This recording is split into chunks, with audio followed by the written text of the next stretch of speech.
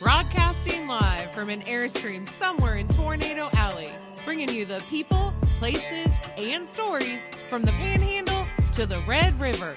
This is your Only in Oklahoma show.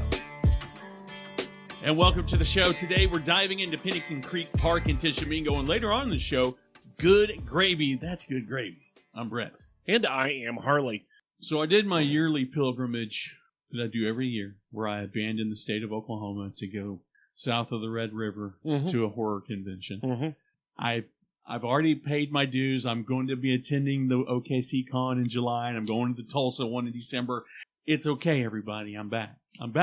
But I always try to pack everything I need. Inevitably, there's always something I forget. But one thing I have made sure not to forget is I was recently turned on to a beard care company out of Oklahoma, out of Chandler, called Rusty Cock by my hair lady, Kendra House over at Houseology.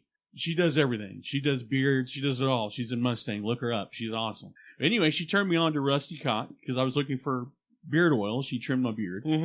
And I don't think I'm ever going back to anything else. So I am going to say, you gave me, I don't know what they sent you. I saw your video, and I'm under the impression that they sent you about 500 gallons of hair or beard product, of which I got a half-ounce sized bottle of beard oil. I'm going to say, normally, I'm a stickler, so smells mess with me. You don't like smell? I didn't know that. Like, there are a lot of smells. There are things that I can't walk through a Dillard's because of the perfume section. You gave me that, and I was like, okay, I'm going to give it a try. But literally, I have, like, coconut oil that I'll put a couple of drops of rosemary oil in as my beard oil. So I wasn't prepared to like it. But, dude, it smells really good. It smells really good. It's not overpowering. Yes. It doesn't stink after a couple hours. Listen, even if you didn't use it, just to say you had a bottle of Rusty Cock oil in your medicine cabinet. I like what they do. I appreciate the name. I just feel like it needs to be bleeped. But does your Rusty Cock hat that I gave you, is it one size fits most? It's not an average size hat. It's annoying. I'm just saying, if you're looking for above average bear care, if you're looking for above average beard care, you definitely want to check them out. For real, Oklahoma company, seriously, and they do a bang up job. They've got a ranch up there. We need to have them on the show because they do more than beard care. They do more than that. Well, we do have a show to put on. We do, not just a beard oil. And this is one that I feel like is timed perfectly.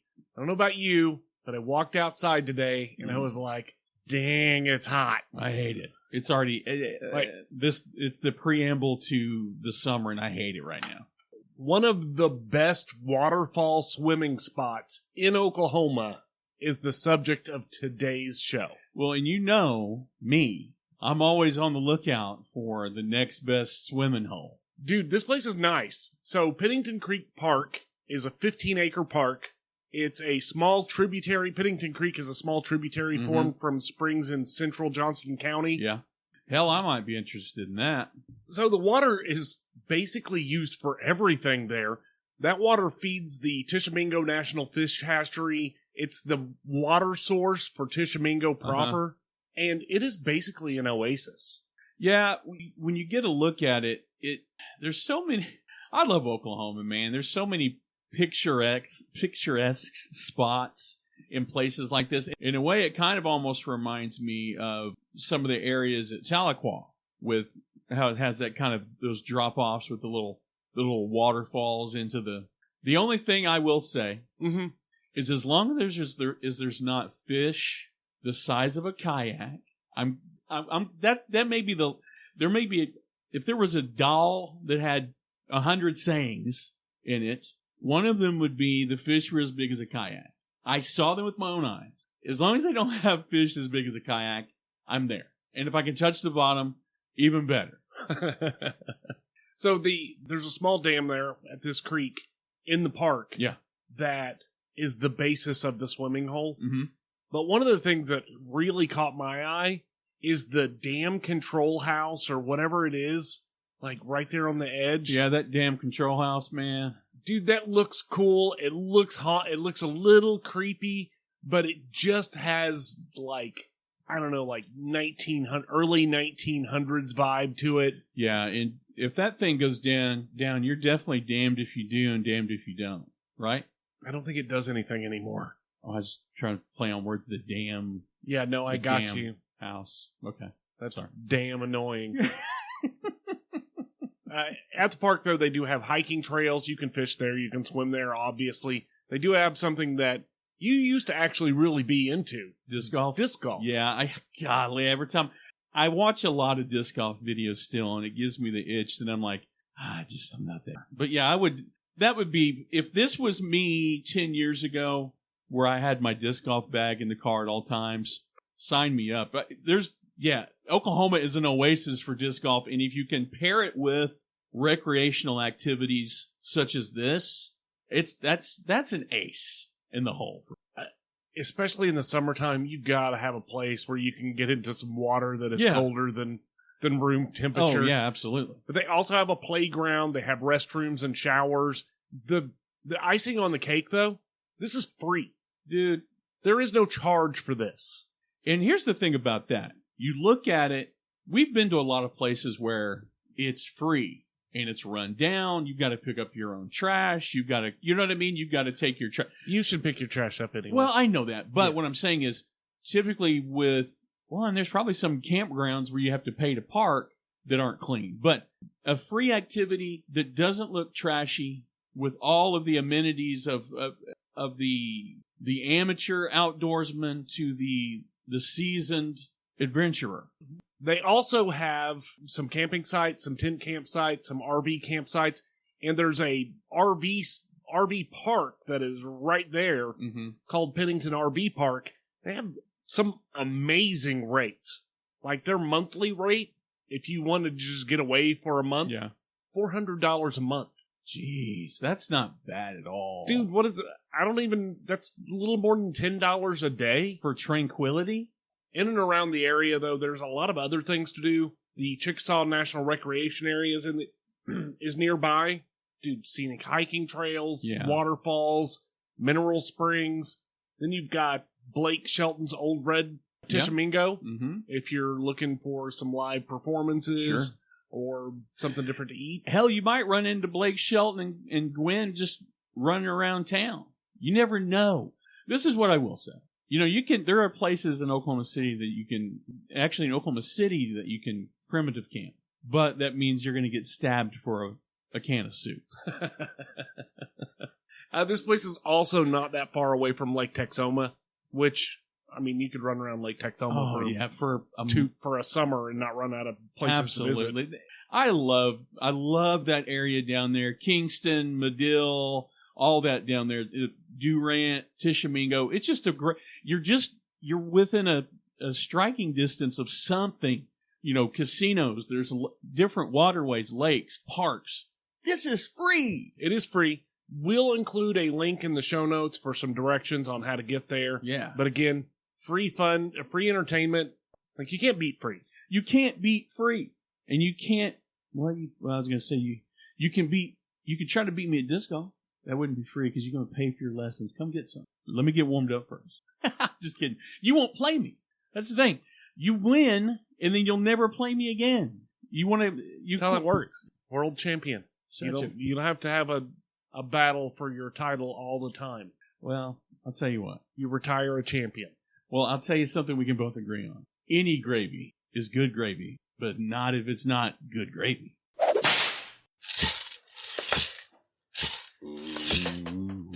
I'm Raven Rollins, and this is my Southern True Crime podcast where I discuss cases from my former hometown.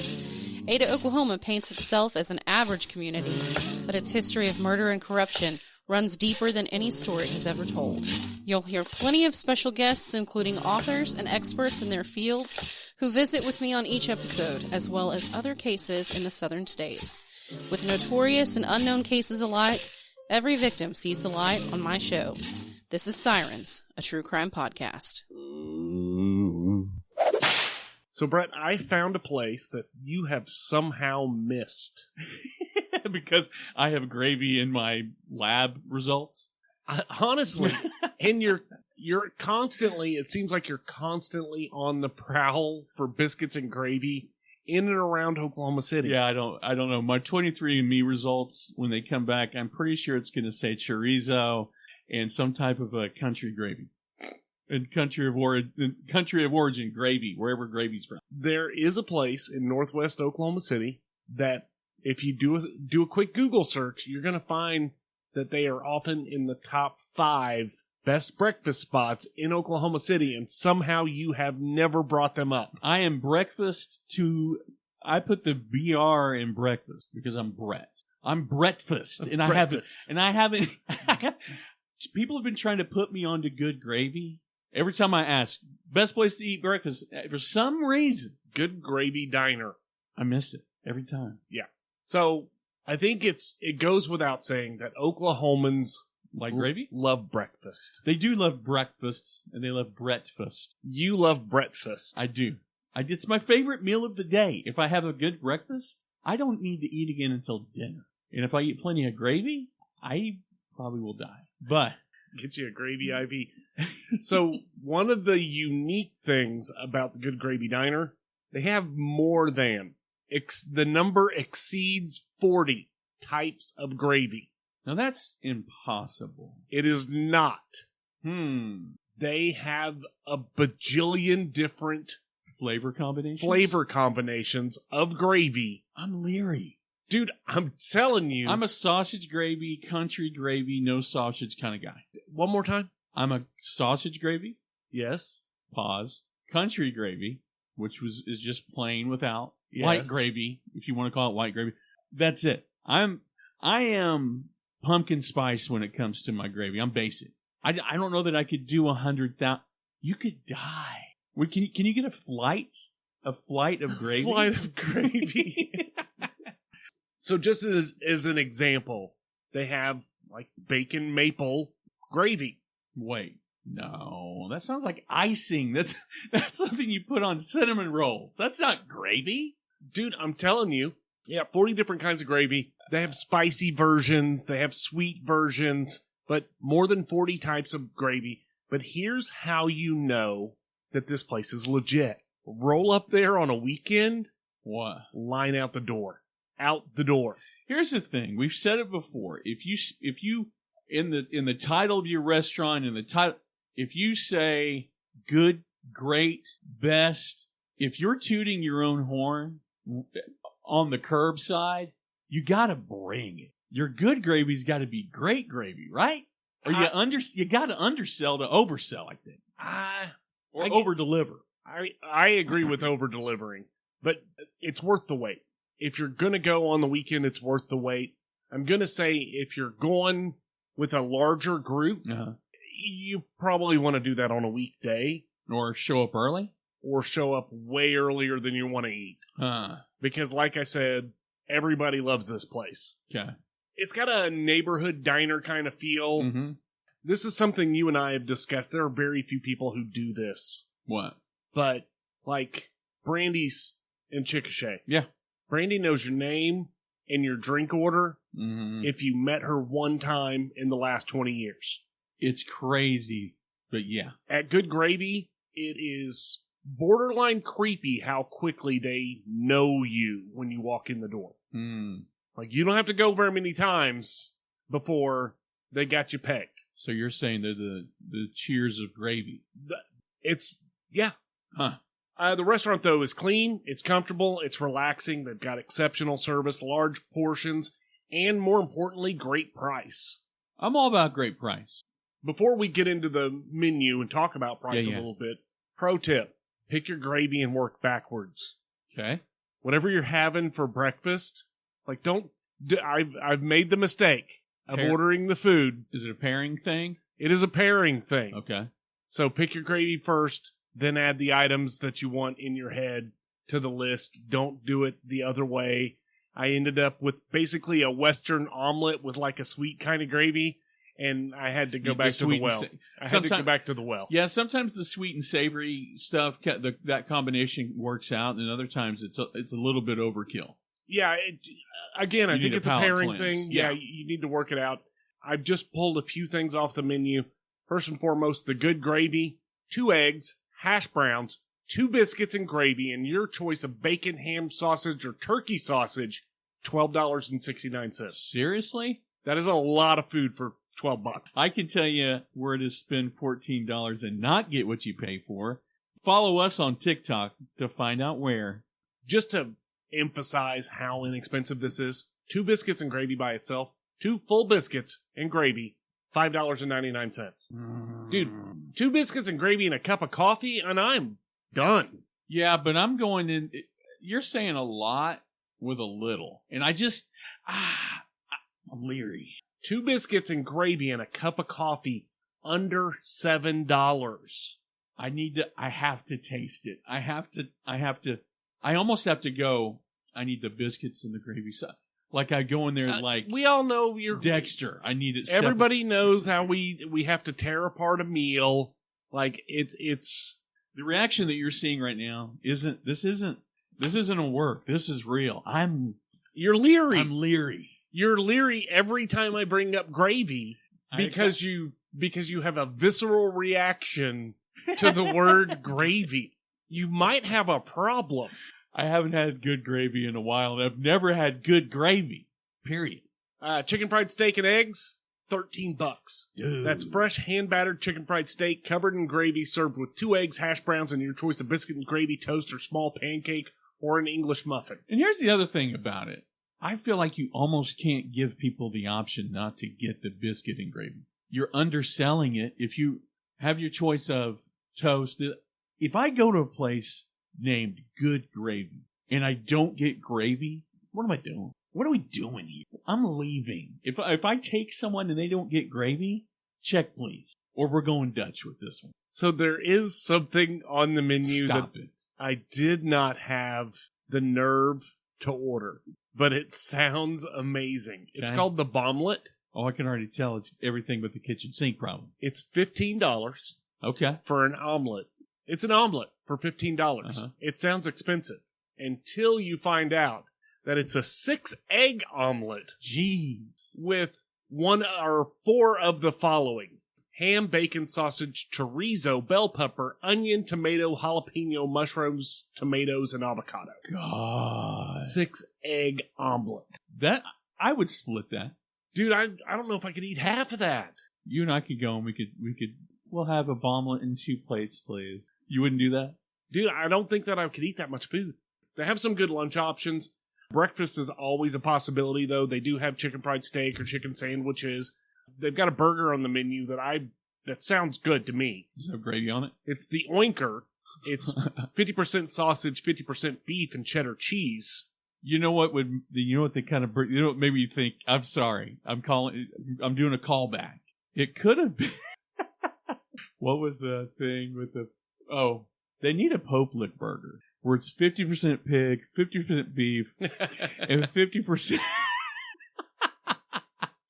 That's what I'm sorry. Anytime you say 50-50 mix, I think of the dang Popelik monster. Go look up Popelik Monster Gang. You'll really enjoy the story behind it. And no, there's not a burger named after it here. But I would definitely jump off the trettle for a Oinker. Nobody knows what the trettle is either. Nobody knows. Inside baseball. Hours, though, they're open 7 days a week, 7 a.m. to 1 p.m. What do you think of the hours? Okay, I might take a little issue with the hours. Because we work? No, I mean, yes, but I think if you're gonna be a breakfast place, then I should smell bacon frying at 5 a.m. Oh, I mean, yeah. And if you're gonna be a lunch place, I think you need to be open a little later than 1. So I think they don't open early enough and they close too early or vice versa. Yeah. That's just my opinion. But here's the other thing to that, too, and without having not had good gravy yet. You're damn right the line's out the door. If it's decent food and you have a very small window. Yeah, I can see that. I mean, that's one way to drive the numbers up. But they're open 7 days a week. 7 days a week. And if you want more information, you want to check out their menu, find all the things I didn't bring up, they've got a great website. No, they've got a good website. No, they have a great website. It just says good in the name. Their website is goodgravydiner.com. Well, you know what's all gravy, baby? We got a little bit of feedback in our feedback. It's time once again for listener feedback. Excellent!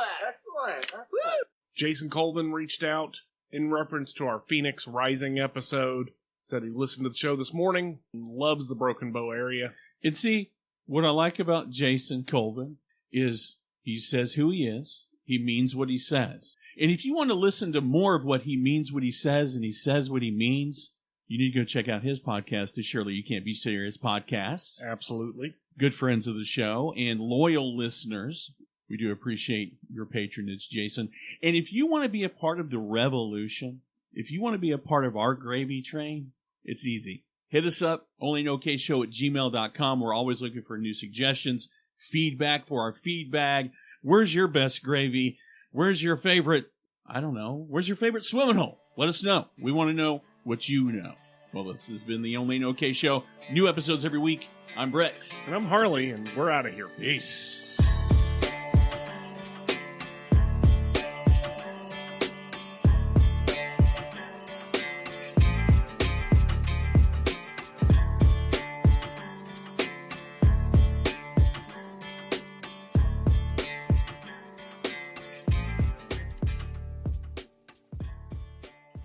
A portion of this broadcast will be in artificial intelligence. And welcome to the show.